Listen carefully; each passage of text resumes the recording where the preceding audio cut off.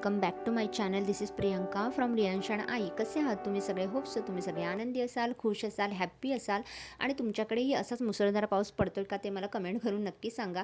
पण या पावसाने माझं मात्र एक खूप मोठं असं छोटंसं नुकसान करून घेतलेलं आहे. ॲक्च्युली हे जे हँगिंग प्लांटर आहे ना, रात्री भरपूर असा पाऊस पडत होता आणि त्याचं हे जे हुक आहे ना ते तुटलं आणि ते माझ्या खालच्या कुंडीवर पडलं आणि त्या कुंडीमध्ये जी छोटी तगरी होती ना तिची एक फांदी आहे ना तुटली. ती फांदी मी बाजूच्या कुंडीमध्ये ॲडजस्ट केले, पण मला माहीत नाही ती आता जगेल की नाही.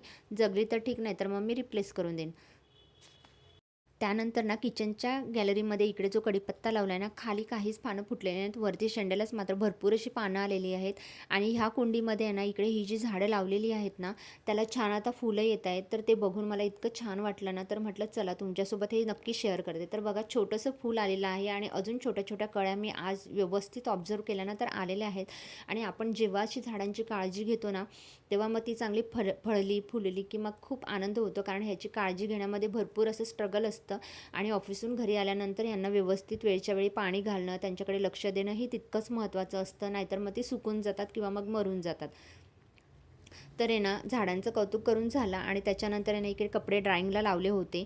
आमच्याकडे पाणी 8 ते 9 येतं, 1च तास पाणी असतं. त्याच्यामुळे सकाळचा तो जो वेळ असतो ऑफिसला जाण्याचा, रियांशच्या स्कूलचा, माझं ऑफिसला जाण्याचा असतो, तर त्यावेळेत मला कपडे धुवायला तर मिळतच नाहीत, म्हणून मी कपडे हाताने धुते आणि मशीनला ड्राईंगला लावून देते. आता कपडे मशीनला ड्राईंग होत आहेत तोपर्यंत म्हटलं बाकीची कामं उरकून घ्यावी.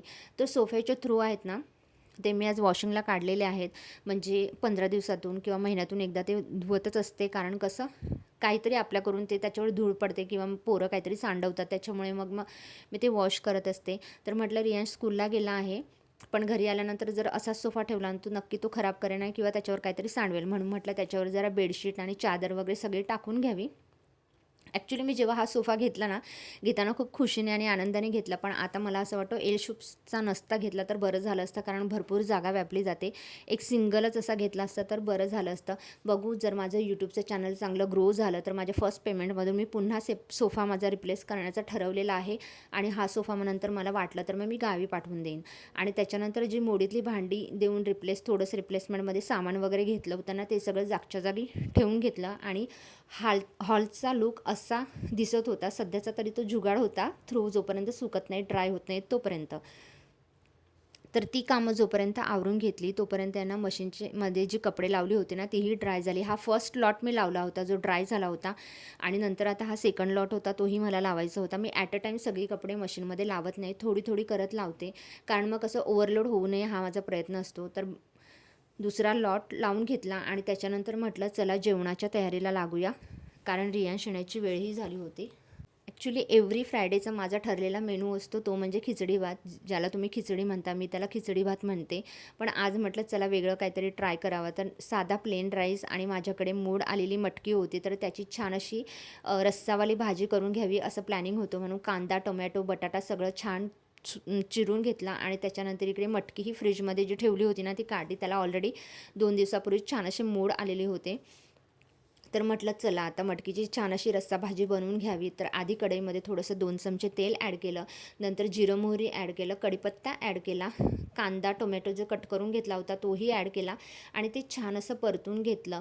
ॲक्च्युली काय होतं ना, मी दर शुक्रवारी खिचडी बनवते, पण कधी कधी असं म्हटलं चला रियांशच्या पोटामध्ये थोडेसे स्प्राउट्स, आता पावसाळ्याचे दिवस आहेत तर तेही जावे, म्हणून आज माझा हा छोटासा प्रयत्न होता. तर छान असं कांदा टोमॅटो सॉटे झाला. त्यानंतर त्याच्यामध्ये सुखे मसाले मी ॲड केले, जसं हळद, आलं, म्हणजे माझ्याकडे जो कांदा लसूण मसाला असतो तो ॲड केला, थोडासाच ॲड केला, कारण आमच्याकडचा कांदा लसूण मसाला खूप जास्त तिखट असतो, त्यामुळे मग मी तो थोडासाच ॲड केला. माझ्या रियांशला भरपूर तिखट खाण्याची तशी मी सवय लावलेली आहे, पण म्हटलं त्याचं वय अजून थोडंसं लहान आहे तो, म्हणून म्हटलं जास्तच तिखट नको द्यायला, म्हणून मग थोडंसंच ॲड केलं. त्याच्यानंतर मीठ वगैरे टाकून छान असं ढवळून घेतला आणि भाजी छान अशी शिजायला ठेवली. आता भाजी शिजते तोपर्यंत म्हटलं चला कुकरला भातही लावून घेऊया, म्हणून साईड बाय इकडे कुकरही लावून घेतला. आणि आता ही दोन्ही कामं होत आहेत तोपर्यंत मी छान असे कपडेही बेडरूममध्ये वाळत घातले. तर आहे ना हा एक छोटासा जुगाड आता पावसाळ्याच्या दिवसात सगळ्यांनाच करावा लागतो. कपड्यांचं स्टँड, ड्राईंग स्टँड असतं ते घ्यायचा विचार केला होता, पण म्हटलं नको, उगाच जागा आहे ना ती व्यापली जाईल, घर सुटसुटीत असावा असा माझा नेहमीच प्रयत्न असतो. तर टेम्पररी मी असं हे पडद्याचं जे हँगर आहे ना त्यालाच हे कपडे असे हँग करून ठेवलेले आहेत. आणि फ्रायडेच्या दिवशी थोडेसे जास्त कपडे असतात, तर हे जे ड्राय झालेले कपडे आहेत ते थोडेसे मला घालायचे आहेत, म्हणून मग मी ते बाजूला काढून ठेवलेले आहेत.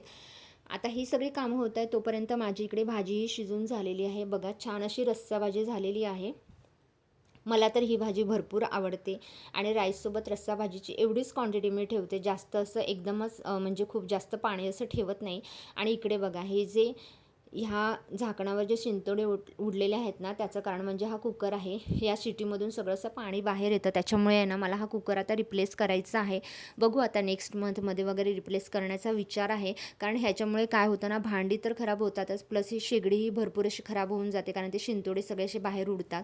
चला आता मी खाली आलेले आहे, कारण यांशी व्हॅन येण्याची वेळ झालेली आहे, म्हणून खाली बसले होते ना, तर छान असं पावसाचं वातावरण झालं. म्हटलं चला हे मुमेंट आहे ना कॅप्चर करून घेऊयात, कारण असे मुमेंट आपल्याला पावसाळ्यातच बघायला मिळतात. म्हणून मग खाली बसल्या बसल्या असं मुमेंट कॅप्चर करून घेतले. तोपर्यंत रियांशची व्हॅनही आलेली होती.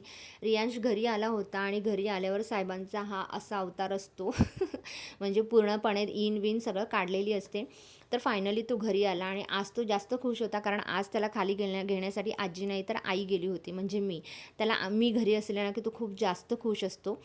कारण म्हटलं म्हणजे मलाही त्याच्यासोबत थोडासा असा वेळ स्पेंड करता येतो. आणि साहेबांना आज स्कूलमधून खूप लेट का होईना डायरी मिळालेली होती. तर फायनली मग आता त्याला फ्रेश वगैरे केलं आणि म्हटलं आता चला जेवण करायला घेऊयात. सगळ्यात आधी आल्यानंतर त्याचा प्रश्न असतो की आई कढईमध्ये काय आहे किंवा भांड्यामध्ये काय आहे जेवायला, आज माझ्यासाठी तू काय बनवलं आहे, येल्लो राईस बनवला आहे का. कारण त्याला माहीत असतं की आई घरी असली की त्याच्यासाठी येल्लो राईस म्हणजे खिचडी भात बनवलेला असतो. चला तर आता आम्ही दोघं छान असं दुपारचं जेवण करतोय. तर माझा व्लॉग तुम्हाला आवडला तर लाईक करा, शेअर करा आणि तुम्ही जर माझ्या चॅनलवर नवीन असाल तर माझ्या चॅनलला सपोर्ट करा आणि प्लीज प्लीज प्लीज सबस्क्राईब करा. चला तर मग भेटूया आता आपण नेक्स्ट व्लॉगमध्ये. टिल देन खुश रहा, मस्त रहा, आनंदी रहा. भेटूयात नेक्स्ट व्लॉगमध्ये. Till then bye.